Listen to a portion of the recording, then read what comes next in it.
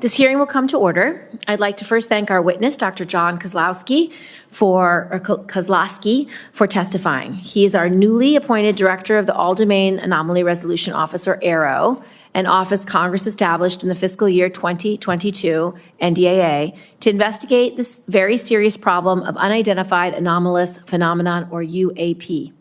Dr. Kosloski comes to AARO from the Research Directorate of the National Security Agency, where he worked in areas of optics research and crypto mathematics. He previously served at the DoD Special Communications Enterprise Office. We look forward to regular engagements between you and the committee. When unidentified anomalous phenomenon enter our airspace, we need to know about it. We need to identify it, but in order to do that, we need to reduce the stigma and credibility challenges associated with these events.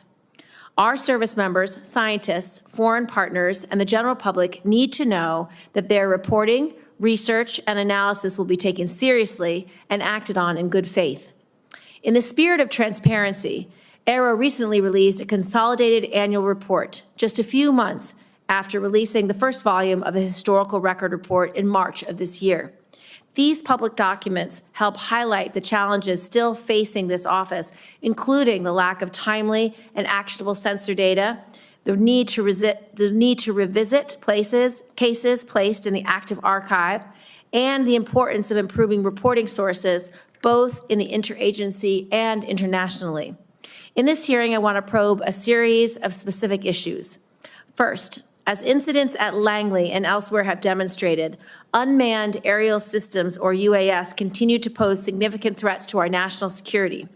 In addition to safety of flight issues these UAS create for our own pilots and air crew, the UAS present clear and undeniable counterintelligence concerns around some of the most sensitive airspace.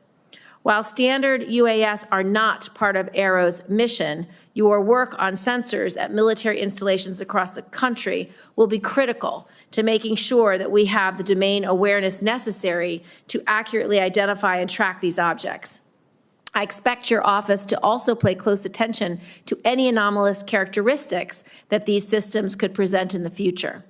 Second, I look forward to your presentation of 3 case studies demonstrating cases that AARO has resolved, including the Go Fast, which is one of the most prominent UAP cases. However, I believe it is important to acknowledge ongoing public interest in the Nimitz incident, the gimbal video, and other prominent UAP cases, and for AARO to share what it can about those cases as well. It's also important that AARO speak to unresolved cases and what types of anomalous activity have merited further analysis. And while I know AARO has gone through a period of transition over the past year, it is important to share these disclosures, both resolved and unresolved cases, with the public, even when a Senate hearing is not scheduled. Lastly, while some have been hesitant to come forward to AARO in the past, I hope that potential individuals with firsthand knowledge of unreported programs view your arrival in this position as an opportunity for a new start. AARO was created by Congress to do this work. Congress waived non-disclosure agreements for those who disclose information to AARO and gave AARO the authority to go and turn over every rock. I hope those with information to share use this opportunity so that we, as your senators who represent you, can do our jobs. I look forward to hearing more on these issues from Dr. Kosloski and for members to start a dialogue on this important topic. With that, I would like to turn to Senator Ernst for her opening statement. Thank you, Madam Chair, and thank you, Dr. Kosloski. Our hearing today is about identifying UAPs and understanding their potential implications, which could range from technological advancements to potential threats to our national security. Are these phenomena tied to foreign adversaries such as China or Russia, leveraging advanced technologies beyond our current capabilities? Or do they represent unknown scientific phenomena that challenge our current understanding? We must answer these critical questions to ensure that our national security is not compromised. It is vital that all agencies work in tandem to aggregate data, identify patterns, and develop robust analytical frameworks. Our ability to detect, track, and respond to UAPs requires the latest technology and full cooperation from all government branches. Thanks very much, Dr. Kosloski, for your attention to this matter, and I look forward to the valuable insights that you and AARO can provide to our committee, and I yield back. Thank you. Dr. Kosloski, please make your opening statement. Thank you, Chairwoman Gillibrand, Ranking Member Ernst, and distinguished members of the subcommittee. It is a pleasure to be here on behalf of the Department of Defense as the new Director of the All-Domain Anomaly Resolution Office. I appreciate the opportunity to provide a status update on AARO's work and respond to your questions about Unidentified Anomalous Phenomenon, or UAP. On behalf of the Department and the entire AARO team, I want to say how grateful we are to Congress for its continued support. Unidentified objects in any domain pose potential threats to U.S. safety and security. Reports of UAP activity, particularly near national security sites, must be treated seriously and investigated with scientific rigor by the U.S. government. By way of introduction, I'm Jon Kosloski. I'm a researcher at my core with an academic background in mathematics, physics, and engineering. I've spent most of my career at the National Security Agency, leading advanced research in the areas of optics, computing, and cryptomathematics. By nature, I am drawn to tough scientific problems, which is what brought me to AARO and the UAP mission. Since I arrived at AARO in August, I've been impressed by the breadth and depth of my team's experience and the framework they've established to rigorously analyze UAP reports. AARO has taken meaningful steps to improve data collection and retention, bolster sensor development, effectively triage UAP reports, and reduce the stigma of reporting UAP events. Last year, AARO worked with the DoD's Joint Staff to issue guidance to defense personnel worldwide on how to report UAP observations and is working with the military services regarding implementation. AARO has also launched a public website that features UAP imagery, case resolutions, material analysis, archival records, and more. These are only a few examples of AARO's recent progress, and we're just getting started. To date, AARO has over 1,600 UAP reports in its holdings from across the U.S. government. I'll share a slide in just a few minutes with updated UAP analytic trends. You'll see that many reports resolve the commonplace objects like birds, balloons, and unmanned systems, while others lack sufficient data for comprehensive analysis. Although only a small percentage of reports received by AARO are potentially anomalous, these are the cases that require significant time, resources, and a focused scientific inquiry by AARO and its network of partners. It is important to underscore that, to date, AARO has not discovered any verifiable evidence of extraterrestrial beings, activity, or technology. To accomplish AARO's national security mission, I have set 3 priorities for the office: building strong partnerships, promoting transparency, and scaling up the work of the office. AARO cannot do its work alone. Building partnerships across government, academia, industry, and with the public is essential to the success of the office. Strong cooperation with the military services is particularly important. We rely on their support to implement our reporting guidance and to amplify the message that there should be zero stigma associated with UAP reporting. We also rely on partnerships with the national labs, the Office of the Director of National Intelligence, FBI, Department of Homeland Security, NASA, all of which play a role in the whole of government effort to address UAP. Recognizing the talent and expertise that reside outside of the government, AARO will continue to explore new ways to partner with the academic and scientific communities to investigate its most complex UAP cases. A related priority for AARO is transparency. Our ability to collaborate with key partners, including the scientific community and the public, relies on information sharing, to include downgrading and declassifying UAP-related information. In some cases, it may be unclear to the public why the DoD classified a piece of information in the first place. Why are photos of seemingly benign objects such as balloons classified?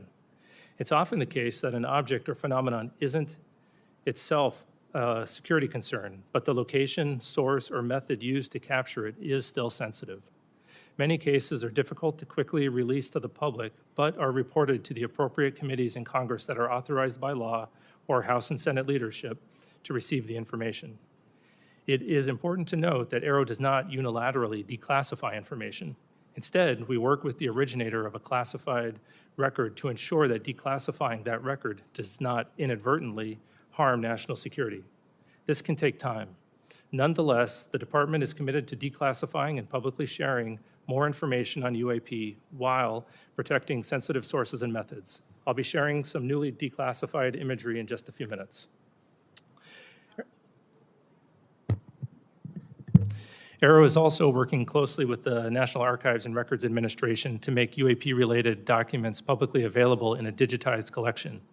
Meanwhile, AARO continues to review the U.S. historical record relating to UAP. We welcome any former or current government, civilian, contractor, or military service member with relevant information to reach out to us at www.aaro.mil. My final priority is scaling up AARO's work to match its mission. AARO needs to bolster the quantity, quality, and diversity of data that it acquires and examines. This means tapping into existing data sources within the interagency while deploying AARO's own organic sensor capabilities.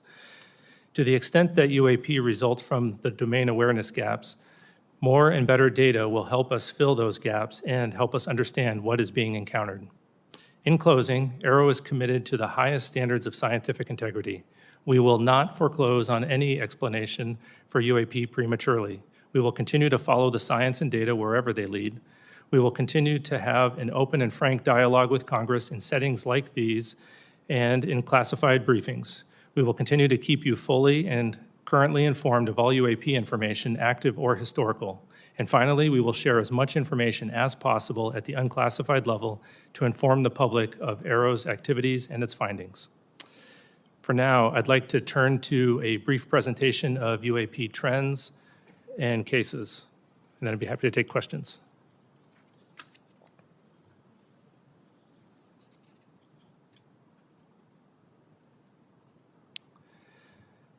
Okay, this chart represents the UAP reporting since 1996, and as has previously been discussed by AARO, that sensor placement seems to have caused a bias in our data, both geographic and at altitude.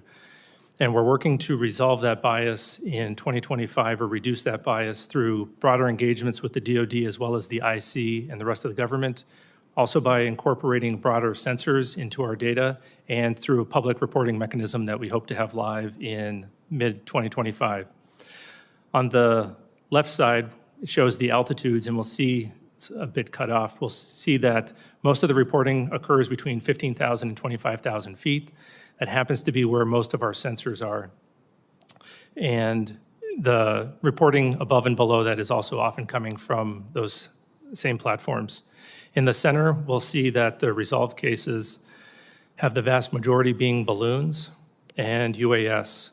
We're seeing a great increase in satellites recently, particularly with the launch of mega satellite constellations such as Starlink, where the satellites are catching what is called satellite flares or glint off the sun just after sunset or just before sunrise. And on the rightmost, we'll see the morphology or the shapes that have been reported. The majority have been lights or orbs. We think that there's going to be an increase in the lights with the mega constellations, but our most interesting cases, some of which I'll discuss later, are actually the shapes such as the triangles or the cylinders. And at the bottom, we'll see the geographic bias that I mentioned before, where most of the reports historically had been near the government sites. This bias has been reduced recently by reporting from the FAA. We now get weekly reports from them. And great thank you to our aviators for making those reports. It helps our analysis quite a bit. Okay, a case that we thought would be a transmedium case as it was reported is well known on the outside, known as the Puerto Rico case. It was data collected in 2013 when a Customs and Border Patrol aircraft observed an object flying near an airport in Puerto Rico. The green line in this diagram is the track that the airplane was taking, and those many crossed lines are the directions that the camera was facing at the time that the airplane was flying around the airport, and we'll watch the video in just a moment. The orange arrow in the center is where we assess that the UAP was actually flying, and transmedium means that it goes from one domain into another. In this case, it looks like it goes from the air into the water and then back into the air. We assess that it was actually flying over the airport the entire time. And this video was taken with infrared, and what appears to be the transmedium part where it goes into the water is actually where the temperature of the water is equal to the temperature of the object, and the camera can no longer distinguish between the two. It's not that the object actually goes into the water. And so we assess that the object, likely a pair of balloons or sky lanterns, was floating at about 7 knots over the airport and descending to about 200 meters. And this video will be released, and our report will be released later this year. The Go Fast was captured the public attention and congressional attention when it was made public in 2017. Looks like an object flying very fast over the water, very close to the water. Through a very careful geospatial intelligence analysis using trigonometry, we assess with high confidence that the object is not actually close to the water, but is rather closer to 13,000 feet. Diagram here shows as the platform is flying and capturing the object, if it is closer to the platform at a higher altitude, a trick of the eye called parallax makes it look like the object is moving much faster. And so we've written a detailed paper on parallax, released that on our website so that the public can literally check our math on this analysis. An interesting case, which I don't believe the public is familiar with, is captured in 2018 from a UAV flying in the Mediterranean, watching Mount Etna as it was erupting. And it appears that that object is flying through the plume of superheated gas and ash.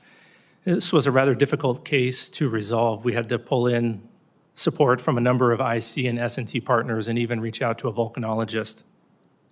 And through very detailed 3D modeling and pixel-by-pixel analysis of the object as it's traversing across the clouds, they assessed that the object was actually 170 meters away from the plume and not flying through it. And to be clear, AARO does not believe every object is a bird, a balloon, or a UAV. We do have some very anomalous objects. It's just the nature of resolution. We can only resolve things that we understand. So we're now working on additional products where we can inform the public, Congress, and others of the objects as we're studying them, rather than once we've resolved them. With that, I'll take your questions. Thank you, Dr. Kosloski. I appreciate your testimony. It's been widely reported that individuals claiming firsthand knowledge of unreported UAP programs have been reluctant to engage with AARO. What message do you have for those individuals, and how will you work to gain their trust? I would let them know that Congress has gone out of its way to create the organization AARO specifically to conduct these sorts of investigations, and has uniquely empowered them to have access to all UAP-related information, whether that's historic or current. Mm-hmm. And we take that responsibility and those authorities very seriously. And so we have been reaching out to a broader community, encouraging folks who had talked to AARO personnel in the past and maybe felt uncomfortable to come back to us. We've met with several of their interlocutors and a couple of firsthand witnesses, and we are making great progress, and those firsthand witnesses that we have talked to do feel comfortable coming back to us. Mm-hmm. And so we hope that more folks that do have information would go to www.aaro.mil, fill out the form, send it to us so we can bring them in for interviews and add their information to our investigations. Thank you. I recently just read your report from March, your historic report, and I would encourage anyone who's interested in this topic to read the report, because when I was asked by a reporter about it, they said, well, it doesn't show any evidence of secret programs that have aliens. That's not how I read the report. What I read the report is the U.S. government took sightings extremely seriously over the last 75 years, put some of the greatest minds ever to analyze these cases because they assess them as some deeply unknown phenomena that may or may not cause threats, that may or may not be related to adversaries, but are certainly something that the U.S. government needed to know about. And what I read from this report is that we resolved numbers of cases, but in almost every instance, whether it was in the 40s, the 50s, the 60s, the 70s, the 80s, the 90s, the noughts, half the cases were unresolved. So I don't think this is an example of the government not taking these cases seriously. I think this is an example of our government spending 75 years taking these cases very seriously. And interestingly, for the group that put together this report, they didn't have access to any firsthand reporting.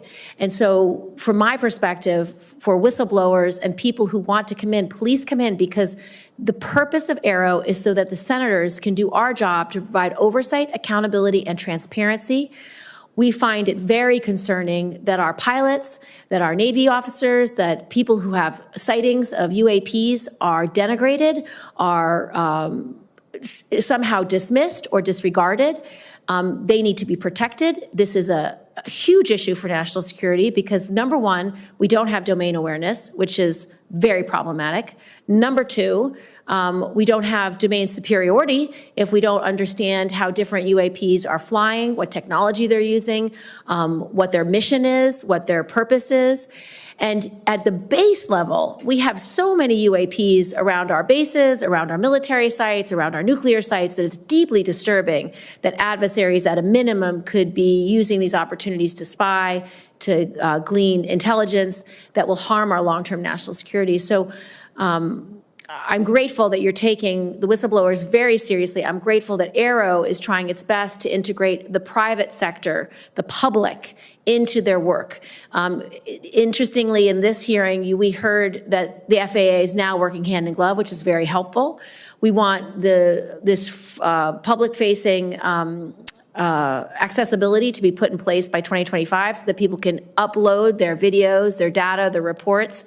I've met with people who have followed this issue for decades, and they have thousands of examples, thousands of pieces of data that ultimately I want uploaded into AARO so you can cross-reference historic information with current information, because this group at AARO are the best scientists that we can find anywhere, and they will do the work that's needed to be done. So I just want to thank you for that. And then with my last 42 seconds, can you tell us about any of the cases that merit further analysis by your IC and science and technology partners?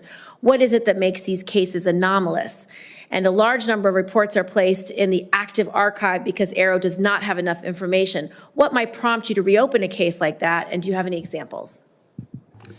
Sure. I'll start with the active archive case. So that is just the place where we put cases where we don't have enough scientific information to resolve them at that time, but we're always looking for opportunities to correlate them to new cases that come in as the new cases come in, as well as enrich those cases with additional data.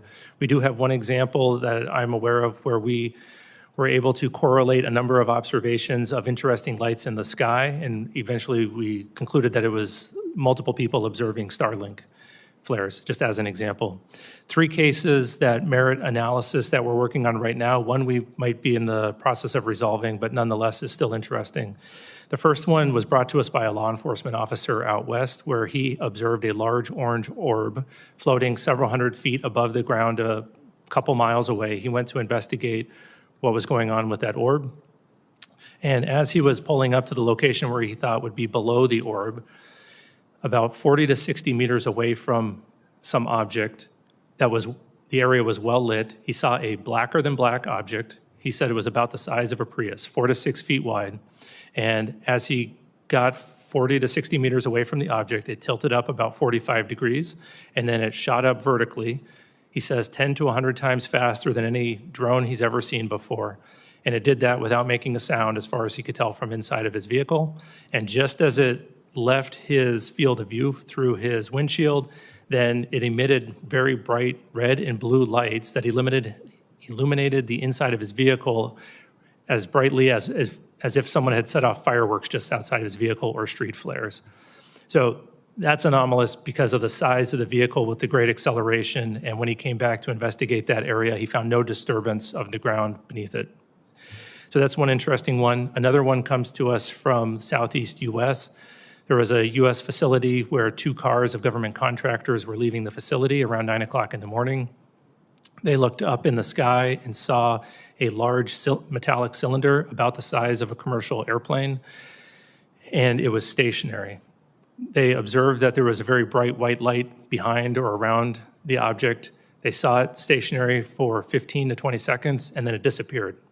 Obviously, an object that large, stationary, unless it's a blimp, is unusual, but then disappearing, we can't explain how that would happen. And then the last case was interesting. We had a aircraft that was flying parallel to another aircraft, and it was capturing imagery of it, and a small looking object appeared to fly between the two of them much faster than them. Through very careful analysis, we think that the object might have actually been further away than the object that it was videotaping, but it requires very careful analysis to come to those conclusions, and we don't have the metadata to support that yet. Senator Ernst. Yes, thank you, Madam Chair. And Dr. Kosloski, you mentioned that you do work with the intelligence community. You're working with the FAA. Has AARO involved academia? Have you gone to universities? Do you have outside organizations that you are working with? And if so, can you walk us through some of that collaboration?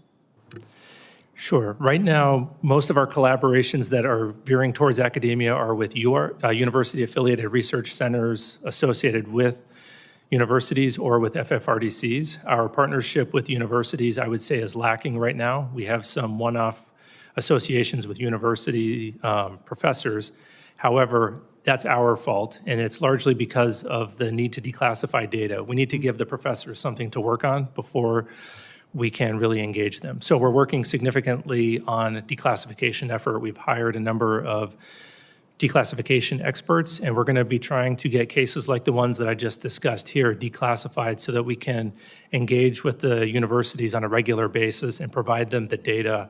Talking to a scientist without data is going to be rather disappointing. So hopefully in 2025, we'll be increasing those efforts. Right. Well, I appreciate that. I think there's a huge pool of talent out there that you should tap into. Given the public's growing concern and interest in UAPs, how do you balance the need for the transparency that our public is demanding with the potential risks of revealing classified defense information? Yeah, that's always a concern that's on the front of our minds. We want to make sure that we're deconflicting both on potential U.S. programs and what the IC might be tracking for adversarial programs as we're aggregating that information and preparing to share it. However, oftentimes we can remove the discussion of the unidentified and anomalous activity from the sensitive information that our partners are concerned with. And that's usually going to be the platforms that the information was collected with if it is truly anomalous. And so we have our partners working alongside in the declassification of that data. Very good. And then without having to explain the UAP, what do we need to begin really doing about them? What precautions can we take? What should we be doing about them? I think that removing the stigma, reducing the stigma is the first step. We need to make sure that we're having honest and transparent conversations about them, because if we're hesitant to discuss them, then it opens the opportunity for an adversary, as you had mentioned earlier, Senator Gillibrand, to come in and conduct some activity. So we need to do that, and we need to have more persistent monitoring and understand that whether it is a UAP or a counter-UAS issue, that we need to have that complete domain awareness around our national security facilities. Wonderful. Thank you. Thank you, Madam Chair.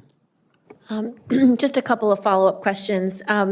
We didn't discuss in this setting the most recent UAP or UAS encounter with bases like Langley. I know that the incursion by UASs that were publicly made available through the press that took over 2 weeks was fairly alarming to senators because there was a question about what technology they were using. There was a question about why it was so hard to detect. Can you speak to how AARO will be integrated into the review of these kinds of cases and how you can be helpful to both the intelligence community and the Department of Defense in analyzing or being able to more quickly analyze what's knowable and what's not knowable, so that, because once you do identify it as a drone, for example, it then goes to the right department at DOD or the intelligence community to assess, deal with, or take down as the incident might be. But to talk to us a little bit about what role you can play for both the DOD and the IC community in these kinds of incursions that are happening when we don't know what tech is being used and we don't understand a flight pattern or we don't understand how they arrive and depart in the way they do. Yeah, we are generally going to be supporting them through an advisory capacity. As an organization that naturally needs to conduct baseline experiments of the environment to see what normal looks like, whether it's balloons, birds, anomalous activity, or drones flying through an environment, we're going to gather a lot of data that will allow us to characterize an environment very well and then detect and follow those tracks, hopefully rather efficiently. There's also a lot of overlap in the type of sensors that are going to be used for the counter-UAS mission and the UAP mission, whether that's active detection like radars or passive like cameras. And so as AARO is trying to push the bounds on detectability for UAP, we're hopefully going to have best practices that we can also provide to the counter-UAS, and potentially we might have additional technologies that we can offer them to support. I'd like to just address a little bit of reporting and feedback. As you know, AARO is required to develop a mechanism for the public to report UAP information. Now that that mechanism for current and former military, civilian, and contractor personnel has been established, can you speak to AARO's plans for a public reporting mechanism, and how did AARO arrive at this approach, and were other options considered? And second, for pilots and operators who have reported a UAP, what feedback, if any, has AARO provided to these individuals related to what AARO is doing with their report and how the report has been resolved? How does such feedback or lack thereof impact the frequency of UAP reporting? Yeah, the public reporting mechanism that we've decided to go with is going to look similar to the reporting mechanism that we currently have for historical events, where we're going to ask folks to go to our website, download a PDF form, put in the narrative for their account, and then email that to us with accompanying media. Usually it'll probably be imagery. We went with that option because we thought, one, we could do it rather quickly, we could do it efficiently, make it very cost-effective for the taxpayer, but also we think we can gather all the data that we're going to need to conduct our analysis, and then we're going to have that feed into an automated processing system that will cross-correlate that against all the other public reported cases as well as the U.S. government cases. We did consider a number of other reporting mechanisms as to include automated online forms as well as cell phone apps, and we ultimately decided that this would be the safest, cheapest, and easiest to maintain in the future while protecting the private information of the individuals who are reporting.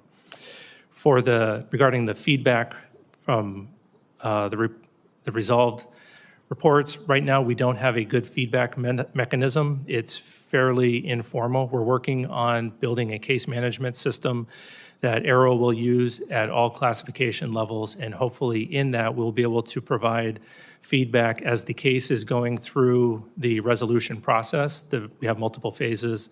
Then the folks who report that, whether it's a pilot at the classified level or someone potentially reporting through another mechanism, they'll get that automated feedback. And then it is not determined at this point yet how much information we'll be able to include in that feedback where it is in the process. It'll depend on the classification of the resolution of the case. My final question is there anything that you need to tell the Senate that you need from us, whether it's funding, whether it's support, whether it's legislation? Is there any requests that AARO has of us or anything else you need to brief us on for us to be able to do our jobs to protect our service members as well as integrate public interest and public data and information into the future analysis efforts of AARO? So first of all, I want to say thank you again. I think that the authorities that we have are remarkable, and I think that we are well-resourced as an office. The only ask that I would have is that you continue to champion us, particularly with witnesses, encourage them to come forward and report to us so that we can have a more fulsome investigation of the potential historic or ongoing legacy programs. Thank you so much. Hearing adjourned.